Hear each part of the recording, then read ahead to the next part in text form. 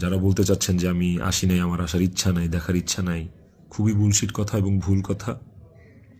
আমার বউ মারা গেছে, যার সাথে আমি 16 বছর কাটাইছি, যারা আমি ভালোবেসে বিয়ে করছি, যাকে আমি ভালোবাসছি, তার শেষ মুখটা আমি দেখতে আসবো না, এটা এটা শুনতে পাইলেও বা এটা শোনার পরও আসলে আমার কলিজাটা কাঁপা ওঠে, আমার ছটফট করে। আমি যখন আপনাদের রিলস দেখি, আমি যখন আপনাদের ভিডিও দেখি যে কবরে শোয়ানো হচ্ছে, কবর খোঁড়া হচ্ছে, লাশের গাড়ি যাচ্ছে, ভাই আমি ঠিক থাকতে পারি না।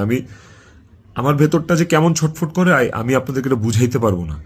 এটা বুঝানোর সাধ্য কারো নাই, যার যায় সে বুঝে, বিশ্বাস করেন, যার যায় একমাত্র সে বুঝে, আর কেউ না।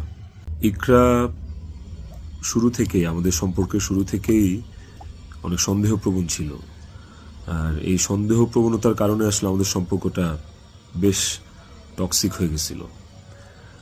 আর এই টক্সিসিটির মধ্যেও আমরা আসলে সংসারটা চালায় যাচ্ছিলাম।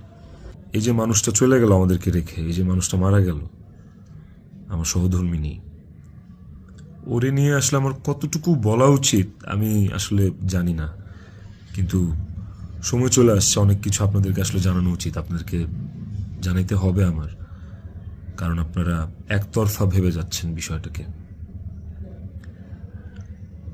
ওর কিছু বদভ্যাস ছিল, ওর জেনুইন কিছু বদভ্যাস ছিল যেগুলো আসলে ওকে আরো ক্রেজি করে ফেলছে, যেগুলো ওকে আরো মানে এমনি তো বাইরের মানুষ থেকে ট্রিগার্ড হইতো, ওই জিনিসগুলো ওকে আরো পেয়ে বসতো আর কি।